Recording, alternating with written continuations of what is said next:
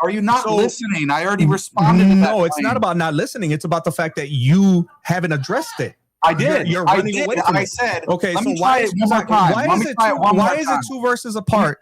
Why is it two verses apart? Why is it two verses apart and utilizing different words then? Because it doesn't have to use the same words to say the same thing. Just as you just said. Wait a second. Jake, the metaphysician, apparently doesn't get tired of losing. So this guy, ladies and gentlemen, decided to post one of those things on X where he's appealing to emotion as it pertains to the Bible. He claims that Jesus Christ forced women in Deuteronomy chapter 22, verse 28 to marry their rapist, right? That it was Jesus who made them marry the man who raped them, and then made the mistake of inviting myself and God Logic to defend Deuteronomy 22, 28 on his live stream. Now, this guy knows that Avery goes live on Fridays at that time, and guess when Jake decided to go live? At the very same time where he knew Avery wouldn't join, and since he got thoroughly slammed a few weeks ago, I'm sure that he wanted to avoid a repeat. But guess who wasn't streaming today? And man, did it get good. I bet that he totally regrets tagging me in that post now. Mike is live, the line is open, who's the next to call? Claiming that your book is perfect, about to watch it follow the mockery for the Lord with the truth in mind. Okay. All right. So anyway, the topic is the Bible evil or immoral? I invited a few people to come on Twitter. I put the link out there. And I also just put the link on to join in the back chat. So anyway, here we go. I think one of the people I invited on from X or Twitter is here. Brother Maverick. I'm going to bring you up. 1 second here. Hey, what's up, man? Hear me? How you doing? Hey, thanks for having me on, man. I appreciate you. Can you hear me okay? I can hear you. Okay, cool. So anyway, yeah, I invited you on. You commented on my post, or you made a quote tweet out of it. Yeah. On Twitter. So, is the Bible evil or immoral? No. I commented directly on your comments about misrepresenting Jesus, stating that women had to marry their, well, I'm not going to say, I don't want you getting demonetized or restricted, that women had to marry the people who would assault them. I'm pretty sure everyone in your audience knows what I mean by the word assault. Pretty sure you know what I mean by the word assault when we're talking about Deuteronomy. So that's what you asked me to come up and talk about it. So that's what I'm here for. Okay. So we're referring to, let's just make sure we're talking about the same passage in Deuteronomy 22, correct? Yes, sir. Okay, let me just pull it up and put it on the screen for people because not everybody knows the passage. Agreed. Deuteronomy 22. Okay. Here we go. Let me just share my screen. All right. So the passage that I'm talking about is 28. If a man happens to meet a virgin who is not pledged to be married and rapes her, and they are discovered, he shall pay her father 50 shekels of silver. He must marry the young woman for he has violated her. He can never divorce her as long as he lives. Yeah. That's right. Yeah. So if you are on what are you on the NIV? What are you on? Yeah, this is Bible Hub NIV. Okay. Can you go to the NKJV, please? Let's see. It is. Yep. Now, can you read the same verse? Yep. If a man finds a young woman who is a virgin and who is not betrothed, and he seizes her and lies with her, and they are found out, then the man who lay with her shall give to the young woman's father 50 shekels of silver, and she shall be his wife because he has humbled her. He shall not be permitted to divorce her all his days. Correct. Now, can you please read verse 25?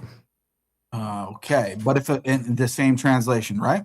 Yeah, same translation's fine. NIV, I don't read the NIV. The NIV is a horribly bad translation, which is why I encourage people not to read it. That's obviously another discussion. But yeah, that's why I don't read it, and I encourage other Christians not to read it. Can you read verse 25, please? So first, let's talk about what happened early in the exchange. He starts by quoting the NIV, right? Rapes her. And I immediately made him switch translations because I knew that that's what he was going to go to. Why? Because the NIV is what they call a dynamic equivalence translation. It tries to smooth things out and interpret things for you. But that word choice is already doing theological work before we even get to the Hebrew. So I said, no. Let's go to the NKJV, a real translation, and slow it down. And let's read what the text actually says. But if a man finds a betrothed young woman in the countryside and the man forces her and lies with her, then only the man who lay with her shall die. Mm-hmm. That's it, or continue? Right. So you read 25 and you read 28. Now, if we look at the actual Hebrew lexicons, right, 28 is not actually talking about someone who is assaulted by a man. 28 is talking about a man who, which was illegal at the time, seduces a young woman who is not betrothed. And if he decides that he wants to go ahead and sleep with her and they are caught, then now he owes the father of that girl money. That has nothing to do with a violent assault. So now, because you decided that you wanted to sleep with this girl out of wedlock and you got caught, now not only do you owe her dad money, but you are going to now marry her because that was the right thing to do. If we look at verse 25 and we look at verse 28 and you look at things like I use the Brown Driver Briggs Hebrew lexicon. The words in both of those verses are not even the same. In 25, the word is Chazak, which is meaning to overpower, which is how you know you're talking about a violent assault. The word in verse 28 is Tapas, which does not have the same connotation. Does that make sense? It still has a violent context. It's about seizing and laying hold of someone. It could, yes. But in this context, this is not about violence. But what's your evidence for that? Well, when you look at people like Daniel L. Block and you actually look at his work on it and the contextual wording used in verse 28, you do understand that if this was the same connotation, then the same punishment would be implemented upon the man. Because look at what does verse 26 say? Verse 26? Mm-hmm. Yeah, it says, but you shall do nothing to the young woman. Mm-hmm. There is in the young woman no sin deserving of death. For just as when a man rises against his neighbor and kills him, even so is this matter. Correct. So if this was the same connotation, why would the punishment for the man be different? You literally have 4 verses here, right? You got 25 and 26, you have 27 and 28. And 29, right? So don't you find it strange that the man was accused of supposedly assaulting this woman and has to be put to death, but then you think you're talking about the same thing and he has to marry her? That's absolutely that doesn't follow. No. Then I made him read verse 25 in the same translation, and this is where it gets uncomfortable for him. Verse 25 says that if a man forces a betrothed woman and lies with her, he is to be unalived, right? He gets the death penalty, capital punishment, no questions asked. So now we have 2 scenarios in the same chapter. One ends in execution, the other ends in restitution and marriage. So here's the obvious question I kept pressing him on. If verse 28 is the exact same violent assault as verse 25, why is the punishment not death? Why does one man lose his life and the other one pays 50 shekels and is permanently bound in marriage? Makes no sense, right? Because it's not talking about the same thing. What else is different about the 2 contexts? I don't know. You tell me. Well, I'm asking you. I explained to you. I explained to you what the difference is because you're a smart guy. You know for a fact that if verse 28 meant the same violent assault as verse 25, the law would not suddenly downgrade the punishment from death. But it's not talking about the same thing. I'm sorry? It's not talking about the same thing. Right. So your insinuation was in your ex post that Jesus makes women marry the men who assaulted them. I'm making it clear here that these 2 verses, the one that you're insinuating, is not a woman marrying her assaulter. This is the man being forced to marry the girl that he slept with when he had no business doing so. Okay, good. So let's just clear something up first. Do you believe that this is revelation from God? Of course. And do you believe that Jesus is God? Yes. So you believe that Jesus, or the Son, the second person of the Trinity, took part in revealing this text? Yeah, absolutely. Okay, good. So when I say Jesus, that's what I'm referring to. Just I know, yeah, no, I'm in agreement with you, Jake. I have no problem with that. It's just like when Muslims call my show and they ask, or they try to make the same kind of wordplay and say, "Well, do you believe Jesus was involved in Numbers 31?" Yes, absolutely. You can't believe that Jesus is the Son of the Godhead and then try to obfuscate that when punishments and judgments are handed out. I have no problem with that. Right. Okay, good. So now you said verses in 25 and 26 are going together, and then you have 28 and 29, which is why you have a different punishment. Correct. Okay. What else is different that you have failed to mention between the two contexts? Nothing that I'm aware of. Say it if you want to say it. I just want to know if you know, because you said I'm a smart guy. I don't really know much about you. So I think if you're pretty smart, then you should be able to tell me what the difference is. So you're saying 25 and 26, but if a man finds a young woman in the countryside and forces her and lies with her, only the man who lay with her shall be unalive. But you shall do nothing to the young woman. There is in the young woman no sin deserving of death. So making it clear that the person who's assaulted, it has done nothing wrong, right? For just as when a man rises against his neighbor and unalives him, even so is this matter. For he found her in the countryside, and the betrothed young woman cried out, but there was no one to save her. Now this goes into the next one, which your ex post was about.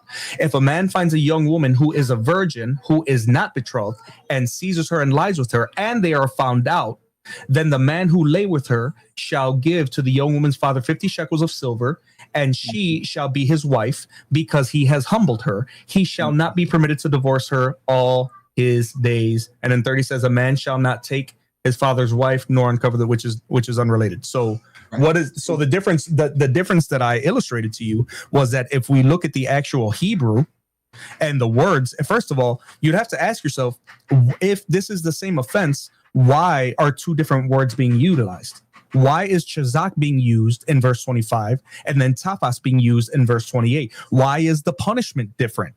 If the punishment is different and it's the same crime, would that stand to reason? Would that follow to you? But it's not the same crime, but I'm asking you because I asked you now 2 or 3 times.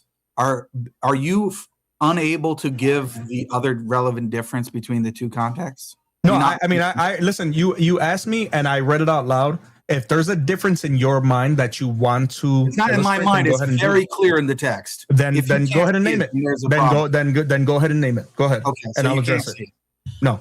But if a man finds a betrothed young woman, that's what 25 says. 28 says, if a man finds a woman who is a virgin who is not betrothed. Okay, so again, how does that follow that this is the same crime? No, that shows that they're not the same crime, dude. So what does betrothed mean? What does betrothed mean? Seriously, you don't know what betrothed means? No, I'm asking you. I know what it means. Betrothed means that she is set up to be married, right? This is a betrothed young woman in the countryside, and the man forces her and lies with her. Okay, again, but is that a difference in the two contexts? One is betrothed and one is not. Why'd you fail to mention that? Because it's inconsequential to the punishment. You stated. No, it is. That's why there is a difference. No, brother. Because here's the thing: your post stated that Jesus made women marry the man who RIP or RAP or assaulted them, right? So yes, according to verse 28, yes. According to verse 28, correct. But you are reading the NIV, and now we're seeing that the actual translations, the proper translations, do not utilize that language. And when you look at the original Hebrew, which you have failed to address many times, it's not even the same. I haven't even attempted to address it because I'm showing you that you are so illiterate you can't even read a text properly. You didn't even recognize the difference between 25 I recognize that 25. I recognize that 25. You never mentioned one is betrothed and one is not. Why'd you fail to mention? Because we're talking about the crime of whether the female was being I asked about the answered or not. Can I finish? Yeah. Can I finish? They're not the same crime. Can I finish my sentence? One is betrothed and one is not. No, they're not the same crime because the word utilized in Hebrew isn't even the same word. If it was the same crime, it would have said Chazak in 25 and 28. You are trying to do the typical. You are trying to do. Okay, brother. There are multiple words that can be used to convey the same meaning. So show me how it makes it different whether or not the woman is betrothed or not. Go ahead, because you're trying to illustrate that point. Let's do this, Brother Maverick. Can you show me a single early Christian source that translates and understands this passage in the same way that you do? And that's when the shift happened. And you could see that he was not ready for this. Again, no surprise here. Instead of saying the Hebrew verbs, instead of explaining the difference between Chazak in verse 25 and Tapas in verse 28, he pivoted, right? He's trying to ask about other things that have nothing to do with it. Now it's about the early church fathers. Now it's about show me where the fathers interpreted it this way. The early church fathers, you want me to show you that they interpreted Deuteronomy 22:28, something that had already been interpreted centuries before that? Now, think about that move. It's desperate and pathetic. We're debating what the Hebrew text says. We're looking at the verbs. We're looking at the legal distinctions in the same chapter. And suddenly, we're time traveling to the 2nd and 3rd century, asking what later Christians thought about Mosaic civil law. That doesn't follow. The issue is lexical and contextual. It's not patristic commentary. But again, this is typical for empty-headed people like Jake. And let's be honest, most early church fathers did not sit there writing verse-by-verse breakdowns of Deuteronomy case law. It's not what they were doing. They preached Christ. They allegorized. They moralized. They weren't producing modern legal exegesis on Hebrew verbs. It was unnecessary for them. But here's the irony. The early church fathers and later theologians absolutely condemn that sort of assault. Thomas Aquinas classifies rape as a grave sin against justice and chastity. Augustine treats sexual violence as moral evil. Neither one of them ever say that a Christian woman must marry her attacker. And that idea would be morally absurd in Christian theology. An early Christian source that understand. I told you that I go to the Brown Driver Briggs Hebrew lexicon. Dude, that's 21st century. Okay, I'm going to the lexicon to look at what the actual words are. I'm asking you, are there any authoritative Christian interpreters of this passage that actually understand the text in the way that you just said?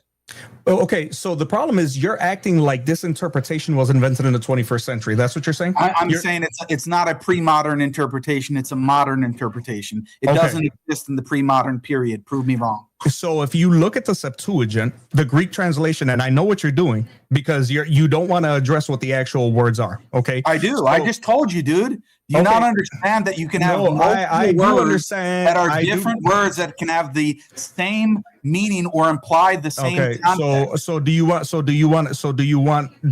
me to talk, or do you just want to talk over me? I want you to answer my question. You're not answering. So I've answered the question because you're not. A pre-modern source? Is there a pre-modern source? I'm talking about interpreters of the Christian Bible that interpret this passage in the same way that you do. I don't need to go to a pre-modern source. I'm asking Again, I'm not even going to bother to give it to you because you're ignoring the most important part of the two verses. You lied on X and you stated that Jesus makes a woman marry her rapist. And that's exactly what's happening in verse 20. That's exactly what's not happening because you yourself don't want to talk about the fact that Tapas and Chazak are not the same word. So explain to everybody. I already responded to that, brother Maverick. Are you not listening? I already responded to that. No, it's not about not listening. It's about the fact that you haven't addressed it. I did. You're running away from it. I said, okay, so why is it two verses apart? Why is it two verses apart? Why is it two verses apart and utilizing different words then? Because it doesn't have to use the same word to say the same thing. Just as you just said. Wait a second. Slow or all no, brother. Honestly. No, I'm not the one who got my ass whooped by God logic in the debate. That's you. So okay, you want to talk about that? You want to talk about that? No. We're gonna stay right here because you already. You don't want to talk about that. You don't want to talk humiliation. You don't want to talk about that, dude. Your explanation is you ain't getting jizya from me, brother. You ain't getting jizya from me. Not even over my dead body will you get jizya from me. Definitely, bro. Yeah, I love yeah, to collect jizya. I collected the whole bunch of it in the church. Now listen, dude, this is my stream. This is my stream. I asked you a direct question. I asked you a direct question. And I asked you a direct question, and I answered your question. If you're gonna do this clapping stuff, you're just gonna get removed, bro. I don't have. That's fine. Hey, then remove me. I knew that's what was gonna come anyway. That's why Logic and me were laughing in the text, knowing it was gonna happen eventually. Because you're a clown. You're a clown. The only clown is you, your argument is so low tier, Jake. Why are they not the same word? If they're not the same word, and they both can't mean rape. Hey, dummy! Earlier, when you said sexual assault, hey, stupid! When you said sexual assault, stupid! Hey, when you said sexual assault, did that mean? Why is the punishment different, Jake? Why is the punishment different, Jake? The punishment is different, dumbass. The punishment is different is because one is betrothed and one isn't, which you failed to actually recognize. Thank you, dummy. And here's the part that tells you guys everything. When I pressed him again, explain why verse 25 gets death and verse 28 doesn't. He tried to make it about betrothal. How does that make any sense? How would the status of betrothal mean death in one instance and mean you have to marry the woman in another? Explain that to me. Oh, he couldn't, and that's why he booted me, because he knew that was the next question up on deck. Why? Because that's the tension of the argument. If both are violent assault, brothers and sisters, the penalty should be the same.